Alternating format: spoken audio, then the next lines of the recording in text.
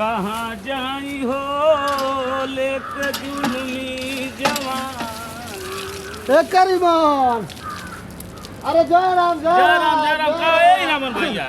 ए मर्द तू हरिया लगे अइली हो का हो कैसे बोलो। अरे जनिया सोचा घारी एक जोड़ो आवे बदल लो घारी? हां मर्द भाई सिंह के रहले के बड़ा दिक्कत बा। अच्छा तो ये मर्द जोड़ा जाई हो। कई मिलन के लगे गइली है ना हाँ। कहत रह भाई मर्द खाली नहीं बड़ी है होकर लगे गई कहता वो खाली नहीं ये मर्द नहीं तो काहे ना हमारे लगे। कहने चला हमर मितवा करीमना जोड़े ला। अरे केहू के जोड़ तो रहब ना।